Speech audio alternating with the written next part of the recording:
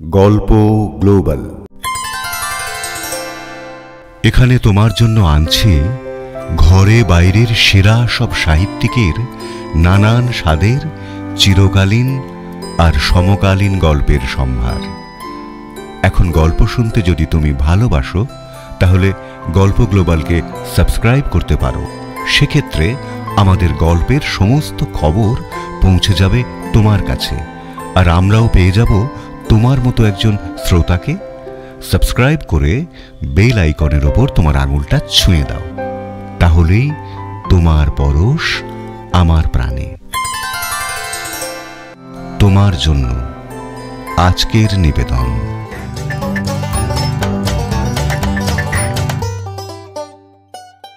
জয়ন্ত মানিক জুটির গোয়েন্দা গল্প।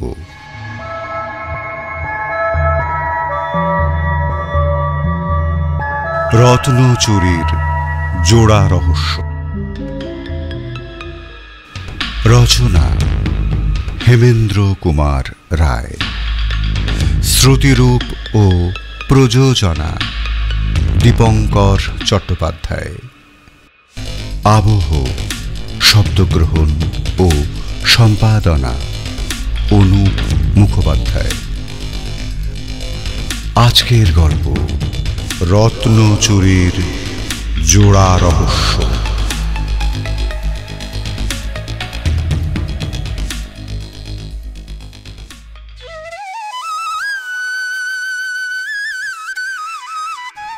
আজ কালী পুজো। সকালে উঠে জয়ন্ত বাঁশি বাজাচ্ছে, তবে কালী পুজো উপলক্ষে নয়। ওর যখন কাজের অভাব হয় তখনই ও বাঁশি বাজায়। আমি ইজি চেয়ারে কাত হয়ে বসে খবরের কাগজ পড়ছি। ছৌ নাচের ওপর একটা আর্টিকেল বেরিয়েছে, আর ঘটনাচক্রে কালই আমরা যাচ্ছি ছৌ নাচ দেখতে সেরাইকেলায়, রাজা সাহেবের আমন্ত্রণে। হঠাৎ সিঁড়ির ওপর ভারী ভারী পায়ের শব্দ শোনা গেল। দরজার সামনে দেখা দিল বিপুল একটা ভুঁড়ি।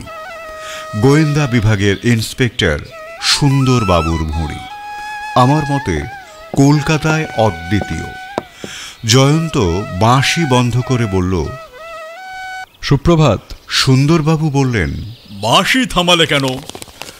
আমি ছৌ নাচের আর্টিকেল চৌপাট করে রেখে দিয়ে বললাম, আপনার ভয়ে। মানে? কোকিল কোনোদিন মত্তহস্তির মন জোগাতে সাহস করে না। আমি মত্তহস্তি? এটা তুমি কি বললে মানিক? জয়ন্ত তাড়াতাড়ি চেঁচিয়ে বলে উঠল, মধু, চা টোস্ট এক পোচ শিগগির নিয়ে আয়, সুন্দরবাবুর খিদে পেয়েছে। এবার সুন্দরবাবু হেসে ফেলে বললেন, না, এরপর আর রাগ করা চলে না। করলে সেটা বোকামি হবে। আপনি আর যাই হোক বোকা তো নন। সার্টিফিকেটের জন্য ধন্যবাদ। কথাটা বলেই সুন্দরবাবু সশব্দে চেয়ারে বসে পড়লেন। জয়ন্ত বলল, ছৌ নাচ দেখতে যাবেন নাকি? কাল ভোরে বেরোনো, হাওড়া থেকে ট্রেন। আর ছৌ? আমি এখন তুর্কি নাচ নাচছি। সে কি? কে নাচাচ্ছে? এক ম্যাজিশিয়ান। আরে বাস, বেশ ইন্টারেস্টিং কেস বলে মনে হচ্ছে। আমি আর জয়ন্ত দুজনে কৌতূহলী চোখে সুন্দরবাবুর মুখের দিকে তাকিয়ে রইলাম। সুন্দরবাবু রহস্য আরো ঘনীভূত করে বললেন, একটা নতুন প্রহসনও বলতে পারো। প্রহসন? কিন্তু এই প্রহসনটা বিয়োগান্ত হওয়াও অসম্ভব নয়। ব্যাপারটা কি? খুবই সহজ, কিন্তু অপূর্ব। জয়ন্ত একটু বিরক্ত ভঙ্গিতে বলল, ঘটনাটা একটু খুলেই বলুন না। বলছি, আর বলবো বলেই তো সাত সকালে এসে হাজির হলুম, কিন্তু এদিকে আবার মধু চলে এলো যে। মধু টেবিলের ওপর আমাদের জল খাবার সাজিয়ে দিয়ে গেল। সুন্দরবাবু বিপুল বিক্রমে একটা এগ পোচকে আক্রমণ করে বললেন, ব্রেকফাস্টটাকে সেরে নি। খেতে খেতে কাজের কথা বলা যে আমার ধাতে হয় না, এটা তো তোমরা ভালো করেই জানো। খাওয়া শেষ করে সুন্দরবাবু তার নতুন মামলার ঘটনা বলতে শুরু করলেন। জয়ন্ত একটা সিগারেট ধরিয়ে চেয়ারে হেলান দিয়ে পা দুটো সামনে ছড়িয়ে দিল। আমি টানটান হয়ে সুন্দরবাবুর মুখের দিকে তাকিয়ে রইলাম। মোহন মল্লিক কলকাতার একজন বিখ্যাত ধনী ব্যক্তি। পয়সা থাকলে যা হয় বিচিত্র শখ, নানা রকমের পুরনো এবং মূল্যবান জিনিসপত্র কিনে এনে জমিয়ে রাখেন। তো সম্প্রতি তিনি একখানি প্রসিদ্ধ এবং পুরনো পদ্মরাগ মণি কিনেছেন। এই মণিখানি ছিল ব্রহ্মদেশের শেষ রাজা থিবর রত্ন ভাণ্ডারের একটা প্রধান অলঙ্কার। থিবর রাজ্যচ্যুত হবার পর মণি গিয়ে পড়ল অন্য লোকের হাতে। তারপর নানান হাত ঘুরে সেই মণি নিলামে ওঠে এবং সেখান থেকেই মোহনবাবু 40,000 টাকায় সেটা কিনে নেন। এ মণির আসল দাম নাকি 60,000 টাকার কম নয়। সে যাই হোক, এইবার আসে আসল ঘটনায়। কাল সকালবেলায় মোহনবাবু নিজের বৈঠকখানায় বসে ওই থিবর মণিটা পরীক্ষা করছিলেন। এমন সময় মোহনবাবুর বাল্যবন্ধু সুরেন্দ্রবাবু এক ভদ্রলোককে নিয়ে সেখানে প্রবেশ করলেন। এই যে মোহন, এনেই হচ্ছেন সেই প্রসিদ্ধ জাদুকর বিধুভূষণ বসু। এর কথাই তোমাকে বলেছিলাম, তুমি আলাপ করতে চেয়েছিলে, আজ ধরে এনেছি। আরে আরে, কি সৌভাগ্য আমার! আসুন আসুন, বসুন। সুরেনের মুখে আপনার জাদু দক্ষতার অনেক কথা শুনেছি। আগে উনি একটু বেশি সুখ্যাতি করেন। খবরের কাগজেও তো আপনার ছবি দেখলাম, স্কুলের বাচ্চাদের ম্যাজিক দেখাচ্ছিলেন। শুধু স্কুলের বাচ্চা নয় মোহন, বিধুবাবু লাট সাহেবকেও ম্যাজিক দেখিয়েছেন। আপনি তো আমাদের গর্ব মশাই। এমন একজন প্রতিবেশী পেয়ে আমরা গর্বিত। কবে থেকে আপনার সঙ্গে আলাপ করব বলে উৎসুক হয়ে আছি। সেই জন্যই তো আজ পাকড়াও করলুম। বেশ করেছো ভাই, বেশ করেছো। কিন্তু তোমার হাতে চকচক করছে, ও জিনিসটা কি হে?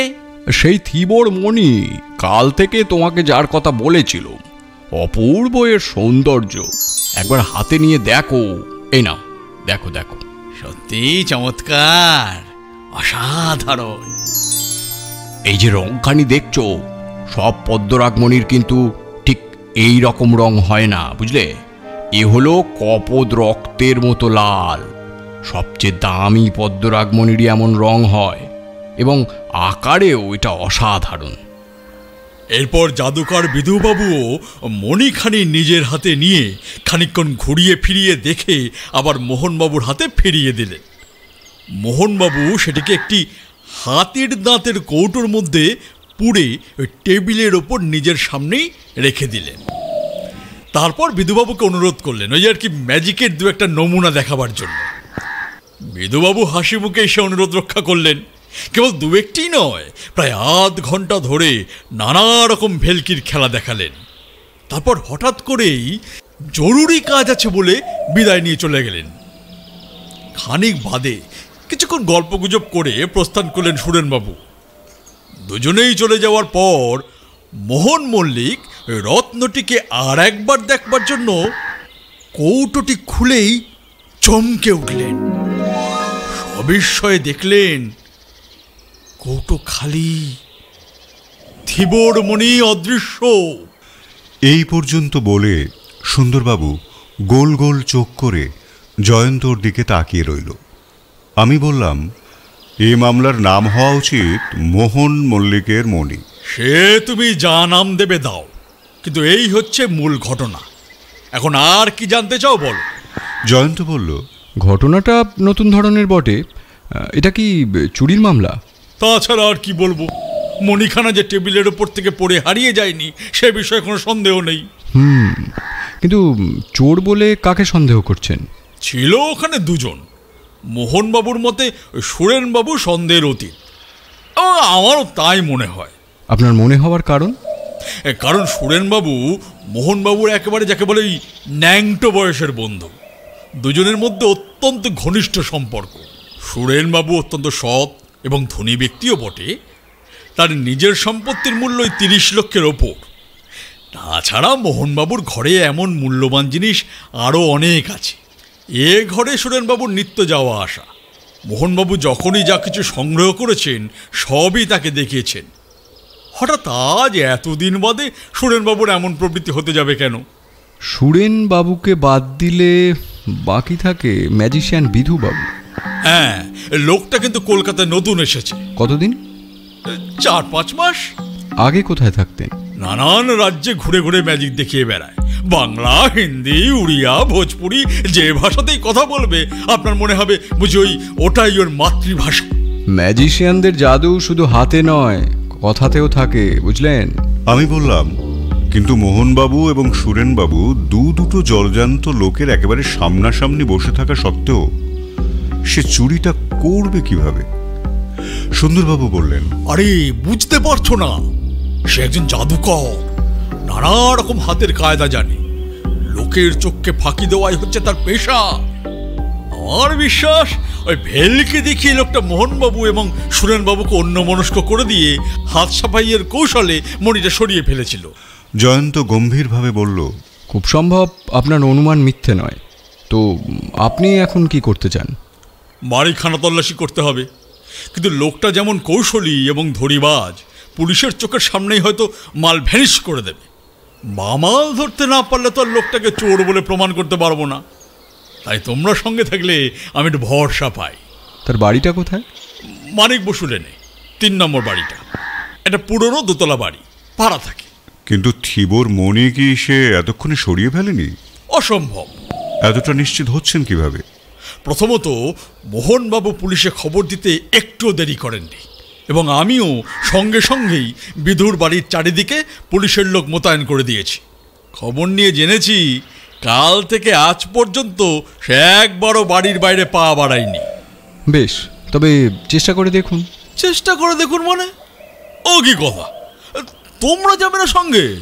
জয়ন্ত এ কথার কোনো উত্তর না দিয়ে 2 চক্ষু মুদে চেয়ারের ওপর শরীর এলিয়ে চুপ করে রইল।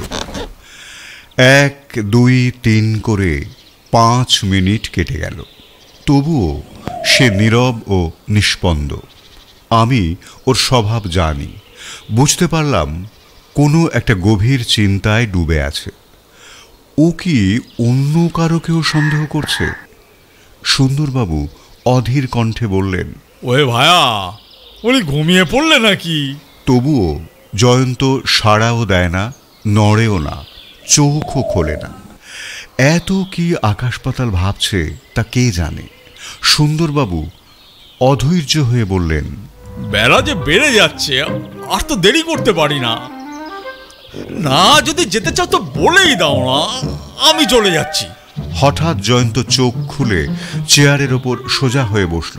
বলল, চলে যাচ্ছি মানে? হয়ে গেছে, পেয়ে গেছি। কি হয়ে গেছে? সমাধান। সমাধান করার আবার কি আছে? সমাধান তো হয়েই গেছে। জাদুকরই চোর। ঠিকই তো, জাদুকরই চোর। এই ব্যাপারে আমার আর কোনো সন্দেহ নেই। এইটা ভাবতে এতটা সময় লাগলো তোমার? না, ভাবছিলাম আজ কালী পুজো। কালী পুজোয় বাজি ফাটাতে হয় না? বোঝো, ধান ভানতে শিবের গীত। শুনুন, বিধুর বাড়ি খানাতল্লাশ করে যদি আপনি পদ্মরাগমণি না পান, তাহলে রাগের মাথায় আমি কিন্তু বাজি ছুড়ব। কি করবে? জয় মা কালী বলে বাজি ছুড়ব। তাতে ঘোড়ার ডিম কি লাভ হবে? সেটা পরে বলবো। আপাতত মানিককে নিয়ে আপনি বিধুর বাড়ির দিকে এগোন। ঘণ্টাখানেকের মধ্যেই আমি গিয়ে হাজির হব, বুঝলেন? কিছুই বুঝলাম না।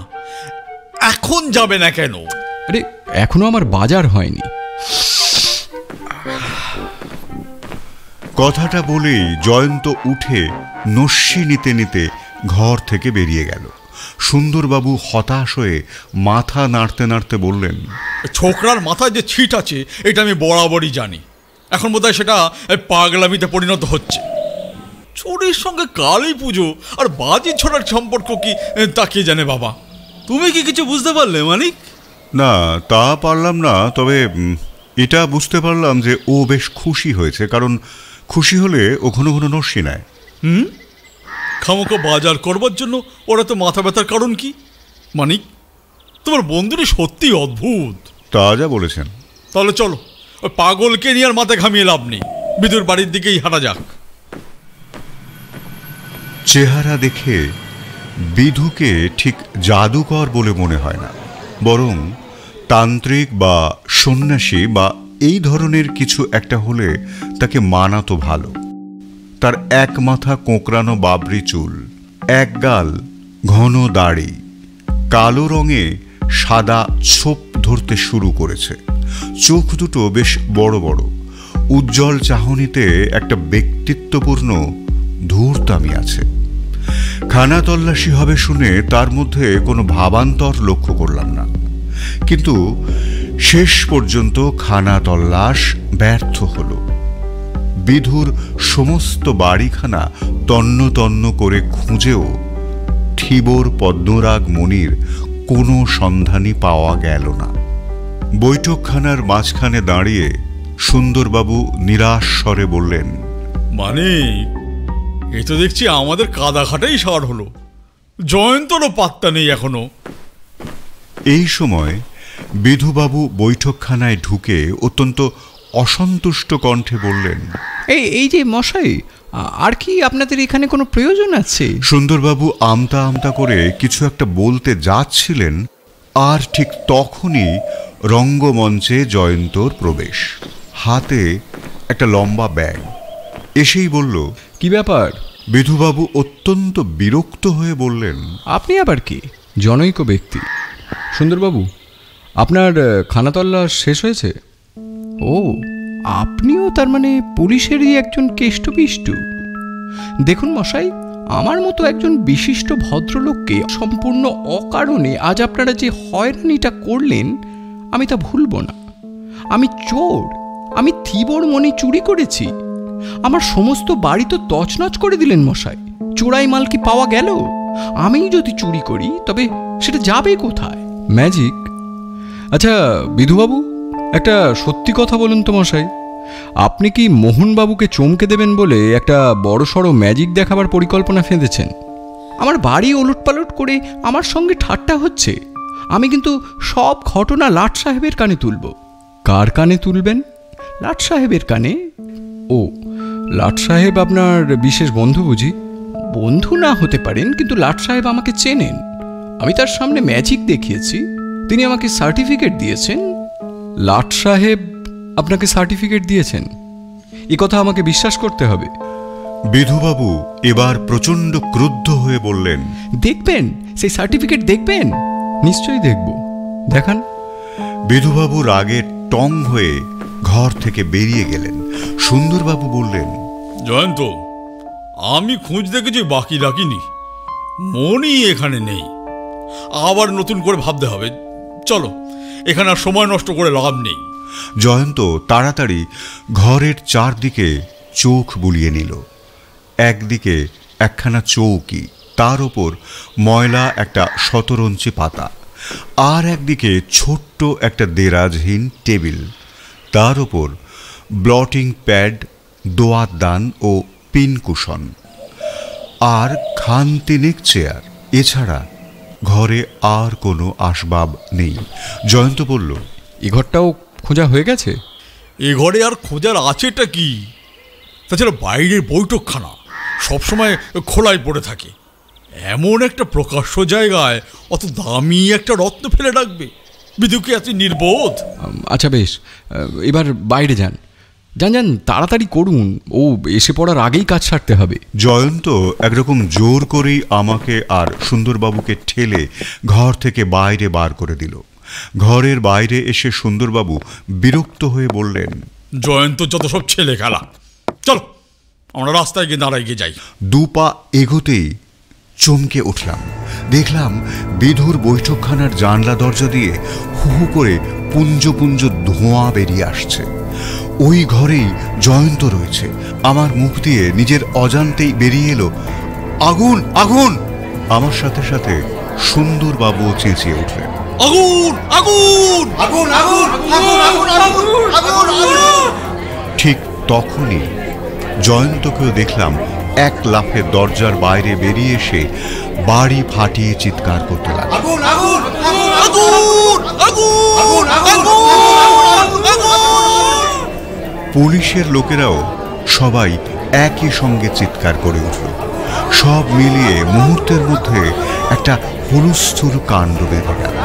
হঠাৎ বিধুবাবুকে দেখলাম কোথা থেকে পাগলের মতো ছুটে এসে বৈঠকখানায় ঢুকলেন ঝড়ের বেগে। পর মুহূর্তেই আবার বেরিয়ে এলেন। জয়ন্ত হঠাৎ হাসতে হাসতে বলল, না না, আগুন নয়, খালি ধোঁয়া। চেঁচামেচি বন্ধ করুন সবাই, ওটা একটা স্মোক রকেট। আজ কালী পুজো কিনা, তাই রকেট ছুটতে হয়। আমি ঘরের ভেতর ঢুকে দেখলাম দুটো কৌটো পড়ে আছে। জয়ন্ত বলে উঠল, আরে আরে, ও কি বিধুবাবু, পায়ে পায়ে সরে পড়বার তাল করছেন কেন? সুন্দরবাবু, ওকে গ্রেপ্তার করুন। থিবোর মণিটা এখন ওর পকেটেই পাবেন। এইবারে বিধুবাবু দৌড় মারবার চেষ্টা করলেন, কিন্তু তার আগে দুজন কনস্টেবল দুদিক থেকে লাফিয়ে গিয়ে তাকে ধরে ফেললেন। জয়ন্ত এগিয়ে গিয়ে তার পকেটে হাত ঢুকিয়ে একটা ভেলভেটের কৌটো বার করে আনল। এটা কি বিধুবাবু? পিনকুশন।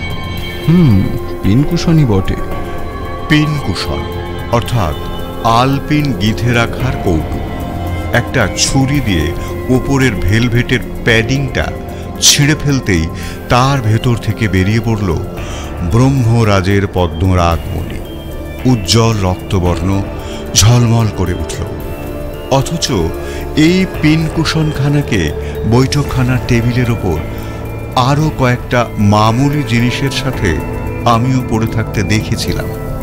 সুন্দরবাবু পরম বিস্ময়ে মণিটার দিকে খানিকক্ষণ তাকিয়ে থাকার পর বললেন, জয়ন্ত, আসল জাদুকর কে, বিধু না তুমি?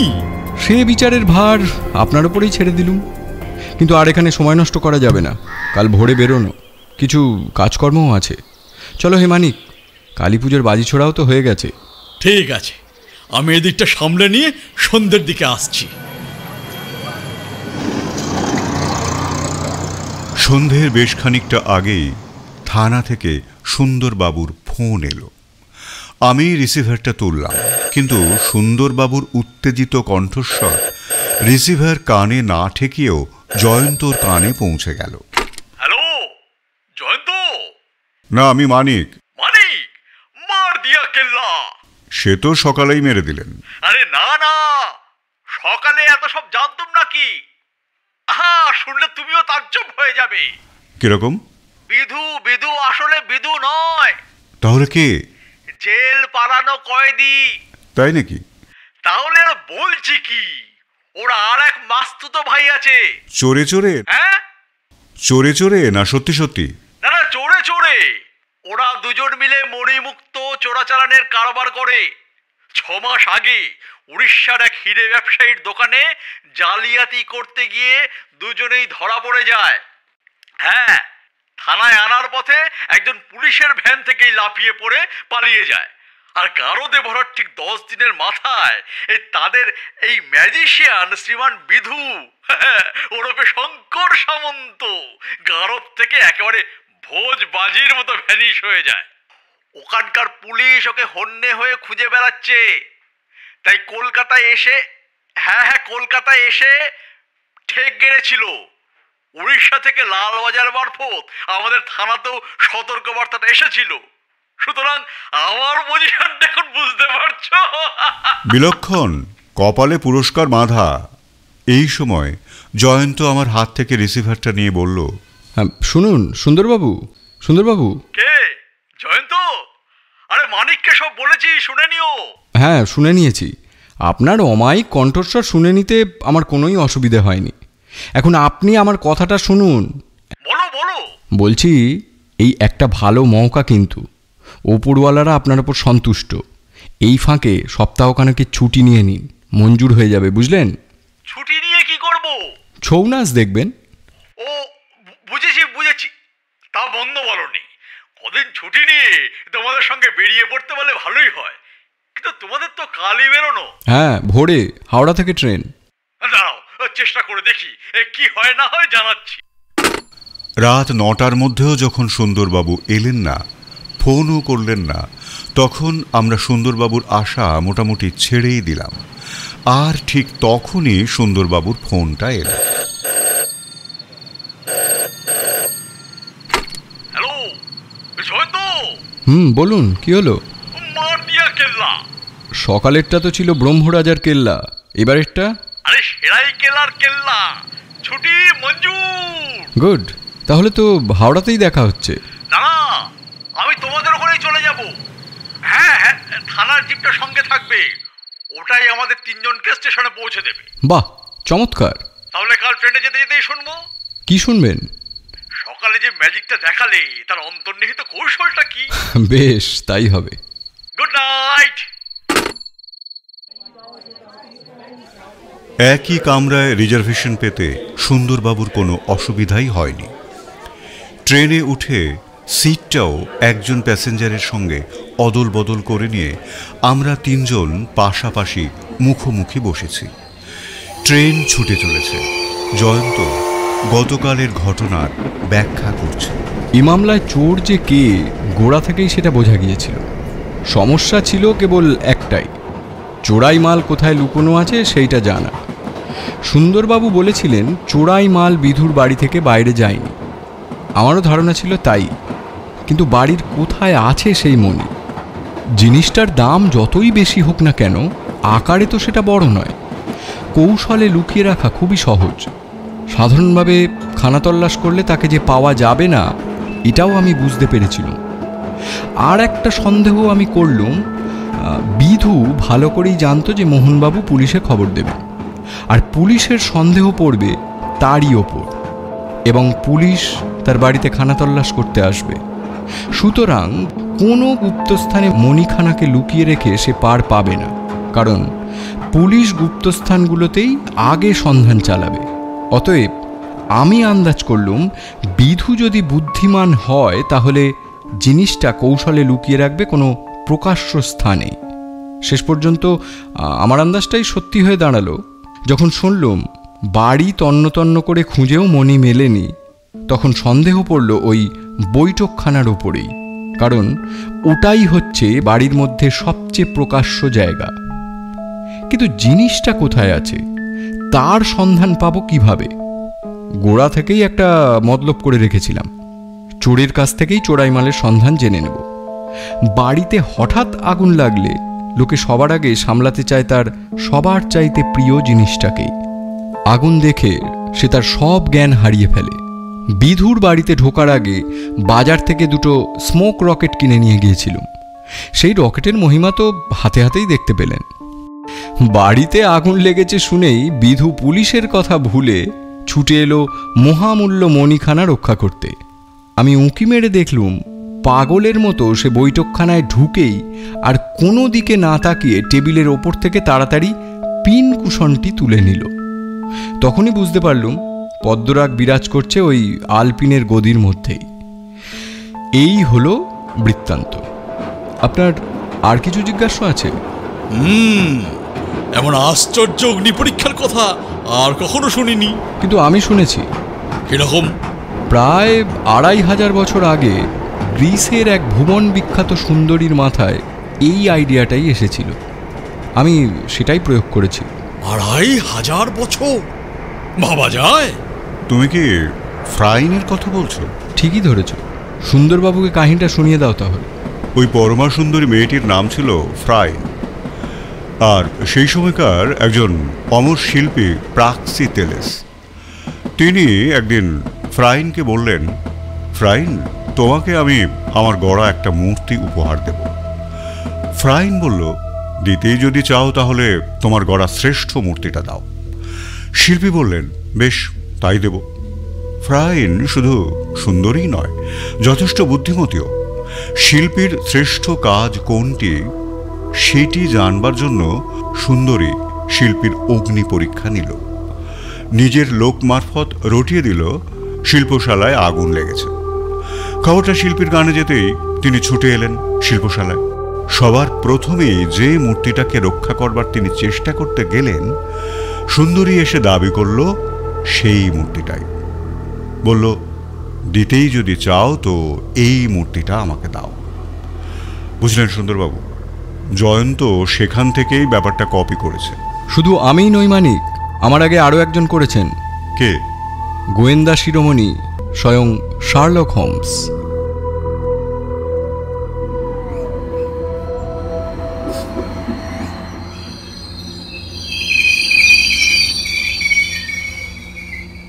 সেরাইকেলায় এসে রাজা সাহেবের আপ্যায়ন আর ছৌ নাচের উৎসব দেখে সুন্দরবাবু যাকে বলে আপ্লুত। রাজকীয় খানা যে সুন্দরবাবুর মতো একজন ভোজন রসিকের রসনাকে পরিতৃপ্ত করে দেবে এই কথাটা জানাই ছিল, কিন্তু ছৌ নাচও যে তাঁর কাছে এতটা উপভোগ্য হয়ে উঠবে এটা ভাবতে পারিনি। বারবার বলতে লাগলেন, ওহ, কি জিনিস দেখলাম, চক্ষু সার্থক। কথাটা মিথ্যে নয়, সত্যি সত্যি এই নৃত্যোৎসব দেখবার মতোই বটে। আমি বললাম, সংস্কৃতে নাচকে কি বলে জানেন তো? কি? দৃশ্য সঙ্গীত, অর্থাৎ যে গান চোখে দেখা হয়। কথাটা একেবারে সঠিক। সেরাইকেলার এ নাচ না দেখলে অবশ্য এ নামের সার্থকতাটা বুঝতে পারতুম না। পুরো 2 দিন সেরাইকেলায় বেশ ভালোই কাটল। রাজা সাহেবকে অনেক কৃতজ্ঞতা আর ধন্যবাদ জানিয়ে আমরা ফেরার পথ ধরলাম। সেরাইকেলা থেকে বন জঙ্গল এবং পাহাড়ের আশপাশ দিয়ে একটা পথ সর্পিল গতিতে এসে পৌঁছেছে সিনি জংশন স্টেশনে। সেখান থেকে ধরলাম কলকাতার ট্রেন। তখন সূর্য ডুবে গেছে। সেকেন্ড ক্লাসে 3খানা আসন রিজার্ভ করাই ছিল। ওপরের বাঙ্কে একজন অ্যাংলো ইন্ডিয়ান ছাড়া আর কেউ ছিল না। লোকটার গায়ের রং আমাদের চেয়েও কালো হলে কি হয়, আমাদের পোশাক দেখে বোধ করি তার কোট প্যান্টুলুনের আভিজাত্যে আঘাত লাগল। কারণ আমরা কামরায় প্রবেশ করতেই সে মুখে বিরক্তির ভাব ফুটিয়ে তুলে অন্য পাশ ফিরে শুয়ে পড়ল। নিচের সিটের একটা কোণ অধিকার করে বসেছিলেন একটি হৃষ্টপুষ্ট লোক। ঠোঁটের উপরে তার চার্লি চ্যাপলিনের গোঁপ। সাজ পোশাক দেখলে তাঁকেও ফিরিঙ্গি বলেই মনে হয়। তার পাশেই বসে আছে একটা কালো মিশমিশে রোমশ কুকুর। তিনি আদর করে তার গায়ে হাত বুলিয়ে দিচ্ছিলেন। সুন্দরবাবু আর চোখে সন্দিগ্ধ দৃষ্টিতে কুকুরটাকে দেখছিলেন। আমি কৌতূহলী হয়ে জিজ্ঞাসা করলাম, কোন জাতের কুকুর? এটা চীন দেশের চৌচৌ কুকুর। বুঝলেন মশাই, ভারতে এ জাতের কুকুর বড় একটা দেখা যায় না। আমি ইংরেজিতে প্রশ্ন করলেও ভদ্রলোকের মুখে পরিষ্কার বাংলা কথা শুনে বুঝলাম তিনি ফিরিঙ্গি নন। গাড়ি যখন ছাড়ে ছাড়ে অবস্থা, ঠিক তখনই হন্তদন্তের মতো কামরায় এসে উঠলেন এক ভদ্রলোক। তার বয়স 50-এর ওপরে, আকারে মাঝারি, মাথায় অবিন্যস্ত কাঁচা পাকা চুল, চোখে পুরু কাঁচের চশমা, পরনে ধুতি আর পিরান, গায়ে চাদর, এক হাতে একটা মোটা ব্যাগ ও আর এক হাতে একখানা বেশ মোটা বই। চেহারা ও হাবভাব অতিশয় ভদ্র। ভদ্রলোক এসেই কুকুরের মালিকের পাশে গিয়ে বসে পড়লেন এবং তারপর অন্য আর কোনো দিকে না তাকিয়েই হাতের বইখানার খানকতক পাতা উল্টে দৃষ্টি নিবদ্ধ করলেন তার দিকেই। সুন্দরবাবু বললেন, গ্রন্থকীট। গাড়ি ছেড়ে দিল। জয়ন্ত জানলার ভিতর দিয়ে বাইরের দিকে তাকিয়ে রইল। অমাবস্যার ঘুটঘুটে অন্ধকারে লোকালয়ের আলোক বিন্দু ক্রমাগত পিছন দিকে ছুটে চলেছে। ইতিমধ্যে আমি কুকুরের মালিকের সাথে আলাপ জমিয়ে ফেলেছি। তার নাম ইন্দুলাল সিংহ, জাতিতে বিহারি এবং বিহারের আরও অনেকের মতো ইনিও পরিষ্কার বাংলায় কথা বলতে পারেন। কলকাতার একটি বিখ্যাত প্রতিষ্ঠানের কর্মকর্তা। কার্যসূত্রে আদ্রায় গিয়েছিলেন এবং সেখান থেকেই ফিরছেন। তিনিও ছৌ নাচ দেখেছেন শুনে সুন্দরবাবু এতক্ষণ পর তাঁর প্রতি খানিক আগ্রহ প্রকাশ করলেন। নাচ নিয়ে দুজনের মধ্যে বেশ খানিকক্ষণ আলোচনা হলো। আমাদের মতো ইন্দুবাবুরও ছৌ নাচ খুব ভালো লেগেছে। আমরা যে রাজবাড়ির অতিথি হয়ে সেখানে গিয়েছিলাম এই কথাটাও সুন্দরবাবু প্রকাশ করতে ভুললেন না। ট্রেন এসে থামল টাটানগর স্টেশনে। উপরের বাঙ্ক থেকে নেমে ফিরিঙ্গি কামরা ছেড়ে দ্রুত বেরিয়ে গেল। তার সঙ্গে কোনো লাগেজ দেখলাম না, বোধহয় রেলেই কাজ করেন।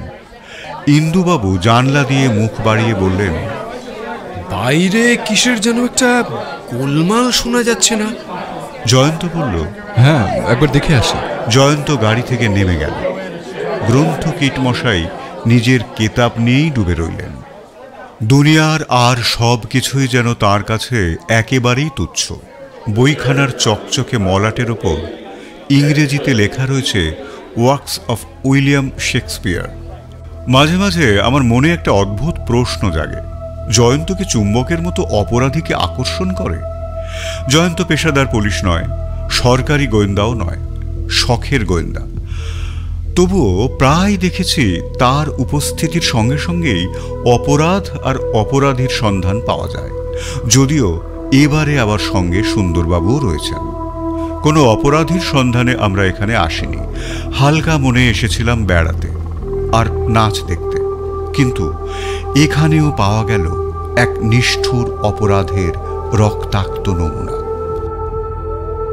জয়ন্ত গাড়ি থেকে নেমে যাবার পর সুন্দরবাবু উসখুস করছিলেন। আমিও জানলা দিয়ে মাথা গলিয়ে দেখবার চেষ্টা করলাম। জয়ন্ত এমন ঝট করে নেমে গেল যে আমাদের ওর সঙ্গে যাওয়ার কোনো সুযোগই দিল না। অবশ্যই আমাদের মালপত্রগুলোও রয়েছে, সবাই মিলে নামাটা ঠিক হতো না।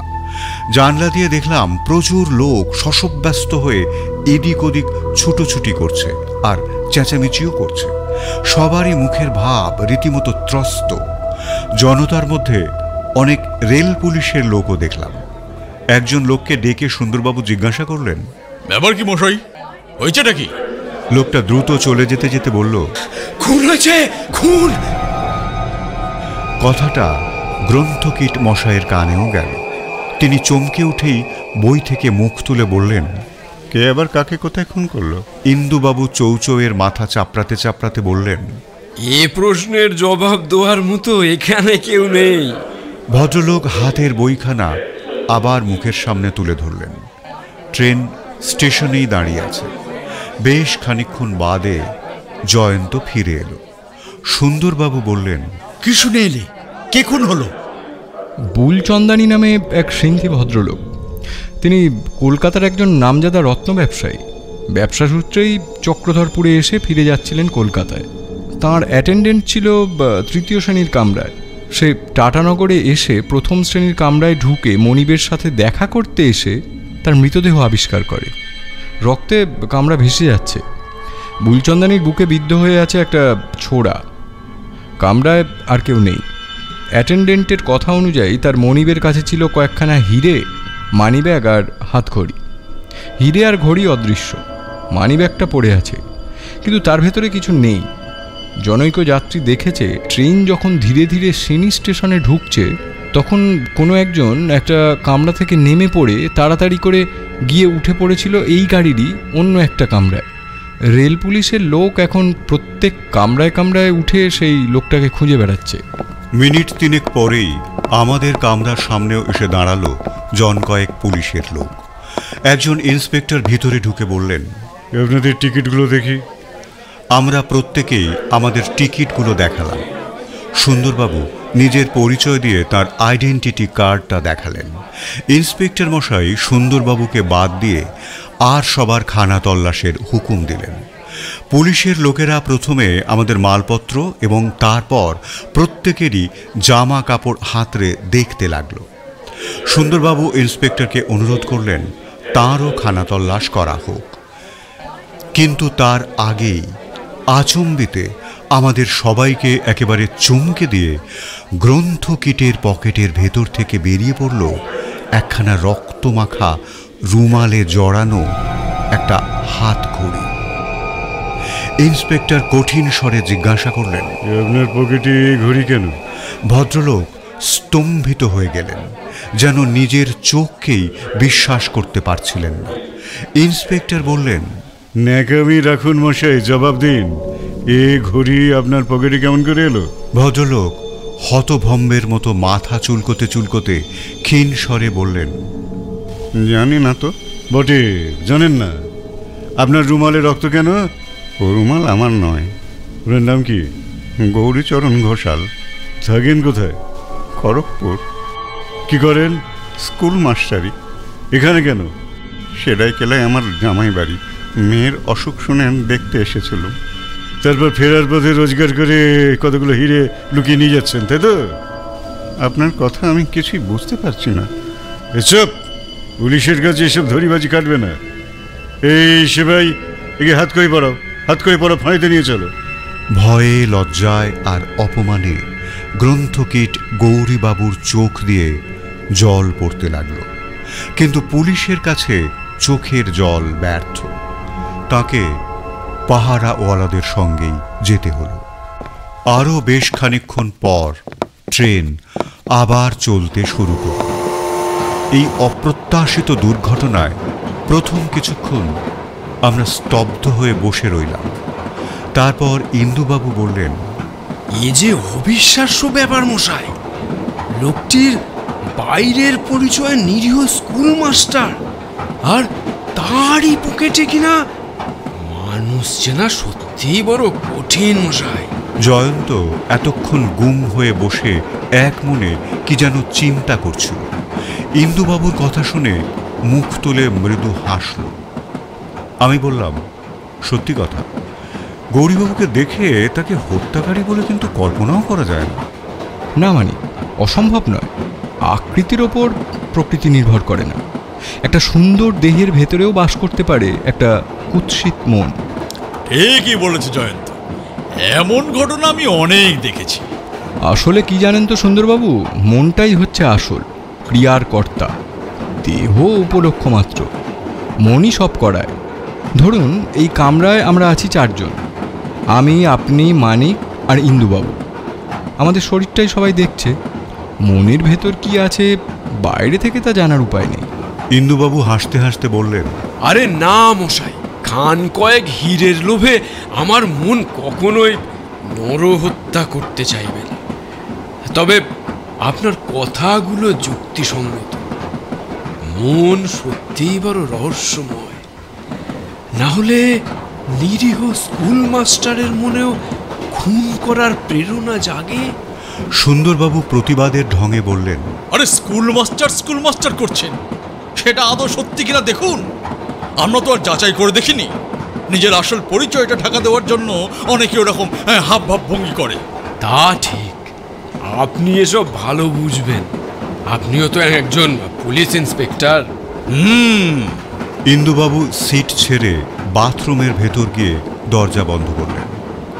চীনা চৌচৌ কুকুরটা এতক্ষণ পরে আমাদের দিকে তদারক করতে এগিয়ে এলো। একবার আমার আর একবার জয়ন্তর পা শুঁকে সুন্দরবাবুর দিকে গেল। সুন্দরবাবু একটু গুটিয়ে গেলেন। জয়ন্ত তার মাথায় হাত বুলিয়ে দিতেই সে জয়ন্তর কোলের ওপর দুপা তুলে উঠে দাঁড়িয়ে লেজ নাড়তে লাগল। বড়ই আদুরে কুকুর। আমি ব্যাগে বিস্কুট আছে কিনা খুঁজতে লাগলাম। এমন সময় ইন্দুবাবু বাথরুম থেকে বেরিয়ে এলেন।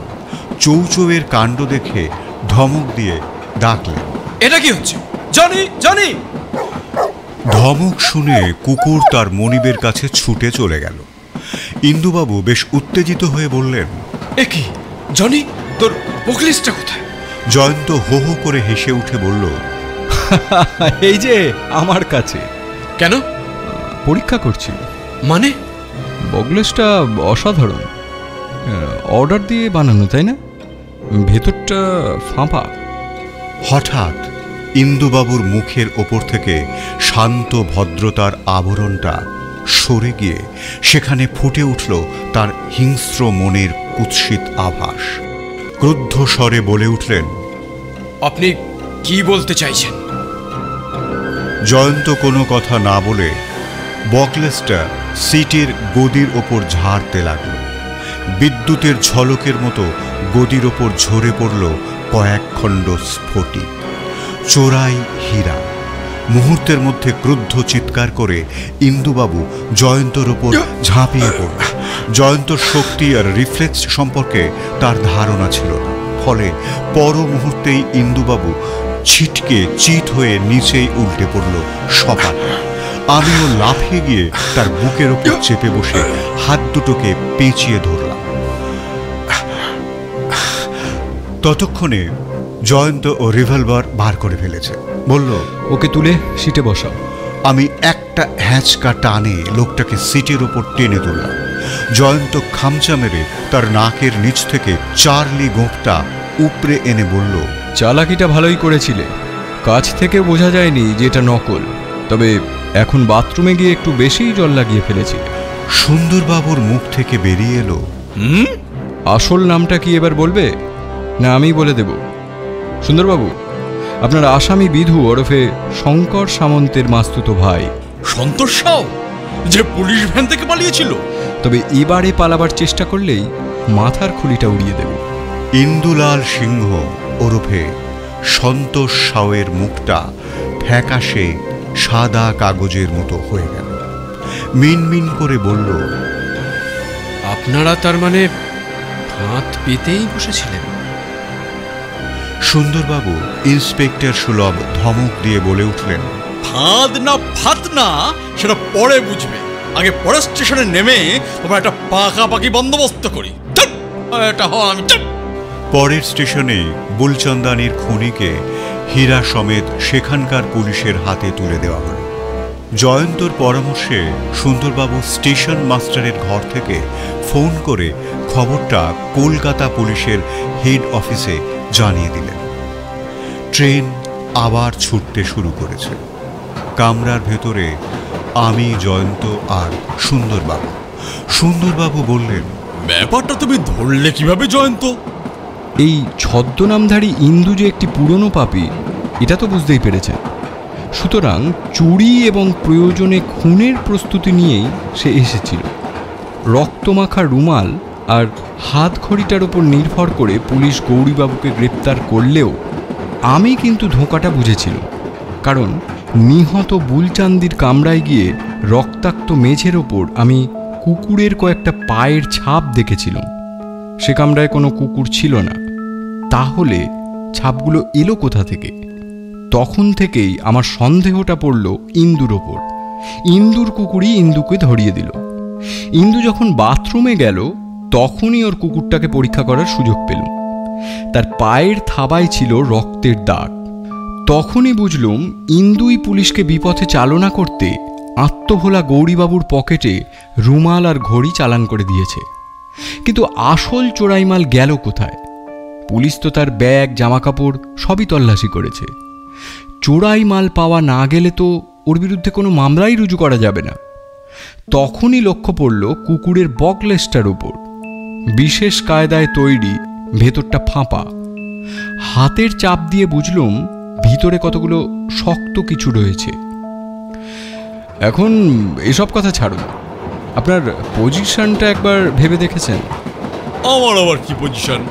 বাংলা, বিহার, উড়িষ্যার পুলিশ যাদের হন্যে হয়ে খুঁজে বেড়াচ্ছিল, সেই দুর্ধর্ষ দুজন ক্রিমিনালকেই মাত্র কয়েকদিনের ব্যবধানে আপনি আটক করে ফেললেন। তুমি না থাকলে এসব কি আর আমার একার দ্বারা হতো? তা বললে হবে না। মানে ব্যাপারটাকে এক কথায় কি বলা যায় বলো তো? মার দিয়া কেল্লা।